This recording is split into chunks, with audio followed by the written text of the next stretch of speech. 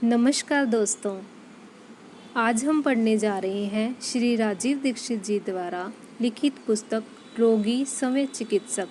तो चलिए शुरू करते हैं। निरोगी रहने के सूत्र।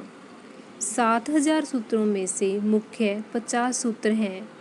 इसमें भी मुख्य 15 सूत्र हैं जो बहुत ही आवश्यक हैं। भोजन पकाने का नियम। भोजन को पकाते समय सूर्य का प्रकाश और पवन का स्पर्श न मिले तो वो भोजन कभी मत करना। वह भोजन धीमा जहर है। भोजन को पकाते समय उस भोजन को सूर्य का प्रकाश और पवन का स्पर्श जरूर होना चाहिए। भोजन को पकाते समय अधिक से अधिक प्राणवायु यानी ऑक्सीजन भोजन द्वारा शोषित हो सके, जिससे वह भोजन आपके शरीर के लिए बहुत ही लाभदायक सिद्ध होगा। प्रेशर कुकर का भोजन कभी न करें। ज़्यादातर प्रेशर कुकर एल्युमिनियम के बने होते हैं और एल्युमिनियम खाना पकाने, रखने और खाना बनाने की दृष्टि से ये धातु सबसे खराब मानी जाती है। एल्युमिनियम के बर्तन का खाना बार बार खाने से डायबिटीज़, अल्सराइटिस, ब्रोंकाइटिस, टीबी, अस्थमा आदि इसी तरह की 48 बीमारियां हो सकती हैं, ऐसा वैज्ञानिक लोग कहते हैं। विज्ञान के अनुसार प्रेशर कुकर खाना को पकाने के लिए उस पर अतिरिक्त दबाव डालता है। प्रेशर कुकर में भोजन में सिर्फ 3% माइक्रो न्यूट्रिएंट्स बचते हैं। मॉलिक्यूल्स टूट जाते हैं, पकते नहीं हैं। एल्युमिनियम के बर्तन का खाना खाने से शरीर की प्रतिकारक क्षमता कम होती है। 100-125 साल पहले ही ये एल्युमिनियम भारत में आया है। एल्युमिनियम भारी तत्व है जो शरीर में इकट्ठा होता रहता है। एक्सक्रीटा सिस्टम जो जहर को बाहर निकालने का तंत्र है, वो एल्युमिनियम को कभी भी बाहर नहीं निकाल पाता और बाद में दमा, अस्थमा, ट्यूबरक्यूलोसिस जैसी गंभीर बीमारियों का कारण बनता है। आधुनिक चिकित्सा विज्ञान में एल्युमिनियम वर्जित है। कैंसर तक की बीमारियां प्रेशर कुकर से होती हैं। किडनी फेल होने का कारण एल्युमिनियम के बर्तन भी हैं। एल्युमिनियम जहाज, मिसाइल, यान बनाने के लिए बहुत एक अच्छी धातु है, क्योंकि इसमें दबाव को बर्दाश्त करने की सबसे ज़्यादा क्षमता होती है। स्टेनलेस बनाने के लिए निकिल और क्रोमियम 2 केमिकल इस्तेमाल करते हैं, जो कि बहुत ही भारी धातुएं होती हैं। चांदी के बर्तन सबसे अच्छे होते हैं। शरीर की ऐसी अवस्था है जिसमें हल्की धातुएं शरीर से बाहर निकल जाती हैं और भारी धातुएं शरीर से बाहर नहीं निकल पाती हैं, अर्थात शरीर में ही जमा होती रहती हैं।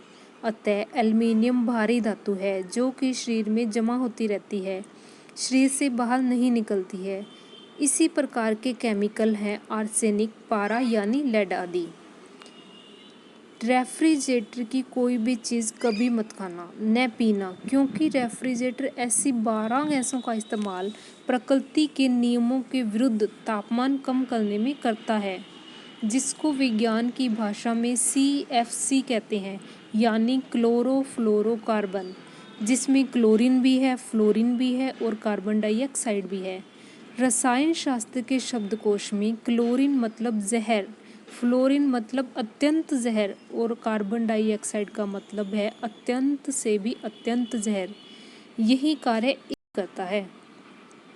रेफ्रिजरेटर ये तीनों गैस लगातार छोड़ता है और AC भी कुल 12 गैसें छोड़ता है। इसलिए इसमें रखी हुई हर एक वस्तु इन्हीं गैसों के प्रभाव से रहती है। ये गैसें इतनी तीव्र होती हैं कि स्टील के बर्तनों से भी निकल जाती हैं। फ्रिज में रखी हुई कोई भी वस्तु यदि आप खा रहे हैं तो आप धीमा जहर खा रहे हैं। रेफ्रिजरेटर का आविष्कार ठंडे देशों में प्रयोग के लिए हुआ था। माइक्रोवेव ओवन का कभी भी कुछ न खाना।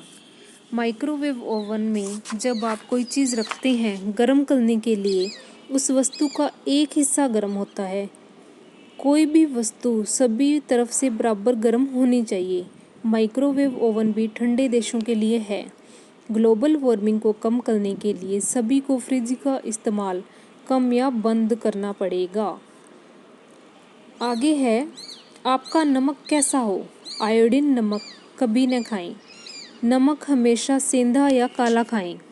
हाई BP और लो BP दोनों में नमक औषधि है। जिसका ब्लड प्रेशर ऊंचा है उन्हें समुद्र स्नान करना चाहिए या स्नान करते समय पानी में समुद्री नमक या सेंधा नमक मिला दें। कम से कम 15 से 20 दिन तक साबुन न लगाएं। जिनका ब्लड प्रेशर लो है उन्हें सेंधा नमक पानी में मिलाकर पीना चाहिए। आयोडीन नमक नपुंसकता लाता है। भारत को छोड़कर दुनिया के सभी देशों में आयोडीन नमक बंद है। आयोडीन नमक से कंपल्सन अनिवार्यता हट जाती है। इसलिए आप सेंधा नमक या काला नमक खा सकते हैं। आयोडीन नमक खाने से डेनमार्क में बच्चे पैदा नहीं होते हैं। वहाँ ज़्यादा बच्चे पैदा करने पर सरकार द्वारा इनाम मिलता है। भारत में जनसंख्या कम करने की ज़रूरत नहीं है, ज़रूरत है संसाधनों का सही बंटवारा करने की। सेंधा नमक सबसे ज़्यादा विष को कम करता है। काला नमक भी विष को कम करता है। भोजन पकाते समय सेंधा नमक ही प्रयोग करें। सेंधा नमक डाला हुआ खाना खाने के बाद दूध का सेवन किया जा सकता है। हल्दी भी सामान्य से थोड़ी सी ज़्यादा मात्रा में डालना चाहिए, जिससे जहर थोड़ा और कम हो जाएगा। सबसे ज़्यादा सोडियम सेंधा नमक और काले नमक से मिलता है। सोडियम की थोड़ी सी कमी लकवे का कारण हो सकती है। सोडियम की कमी से आवाज़ भी जा सकती है। समुद्री आयोडीन नमक में 3 से 4 सूक्ष्म पोषक तत्व हैं जो शरीर को काम आते हैं। सेंधा नमक में 94 सूक्ष्म पोषक तत्व हैं जो शरीर के काम आते हैं। समुद्र का पानी मनुष्य के अनुकूल नहीं है, जिसके कारण समुद्री नमक भी शरीर के अनुकूल नहीं है। अतः शरीर की सारी असमान जटिलताएं बढ़ती हैं। समुद्री नमक का चलन मात्र 60 साल पहले से ही शुरू हुआ है।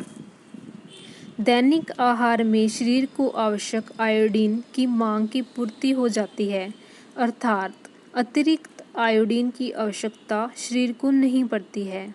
क्योंकि आयोडीन की मांग शरीर में अधिक होने की स्थिति में नपुंसकता बढ़ती है। नमक को फ्री फ्लो बनाने के लिए नमक की नमी को निकाला जाता है और नमक का गुण ही है कि नमी को धारण करे। नमी को निकालने के लिए एल्युमिनियम सिलिकेट केमिकल डालते हैं जो बहुत ही खतरनाक है। दूसरा केमिकल पोटेशियम आयोडेट जो अप्राकृतिक है। ये दोनों केमिकल हमारे शरीर में बहुत सी जटिलताओं को जन्म देते हैं। ठंडे देशों में आयोडीन नमक की ज़रूरत होती है। धन्यवाद।